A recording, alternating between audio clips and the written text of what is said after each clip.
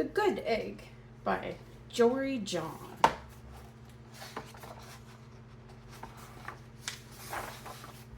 Oh, hello.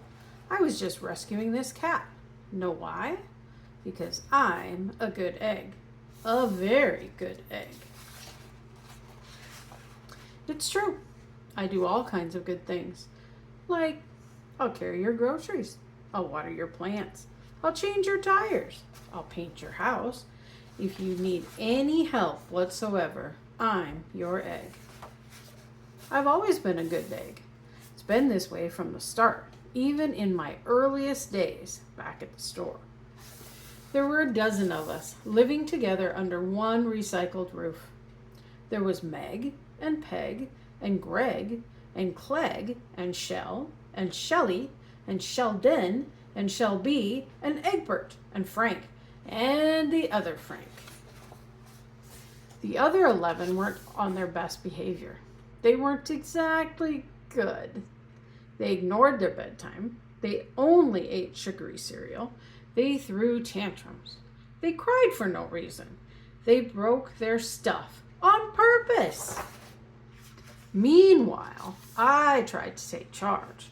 I tried to fix their bad behavior. I tried to keep the peace because I was a good egg. A very good egg. Nobody seemed to care, though. Every night I was exhausted. My head felt scrambled. Then, one fateful morning, I noticed some cracks in my shell. Yikes! They were everywhere. My doctor said it was from all the pressure I was putting on myself.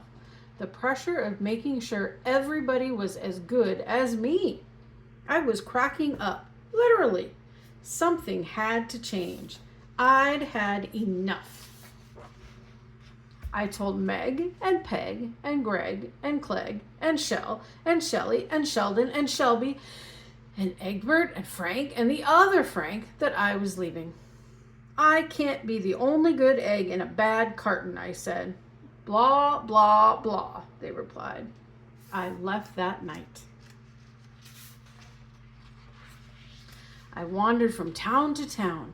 The hours became days. The days became weeks. I lost track of time. I was alone.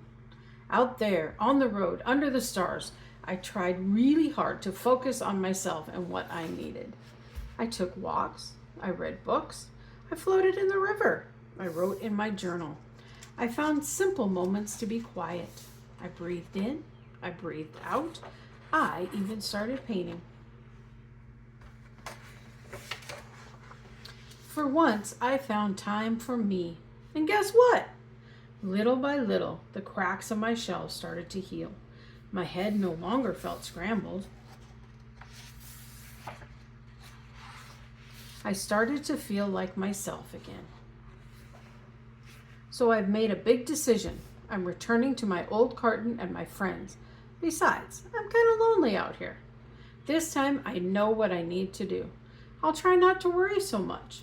I'll be good to my fellow eggs while also being good to myself. Here we go. Everybody missed me. I missed them too. Hello, Meg. Howdy, Peg. Hey, Greg.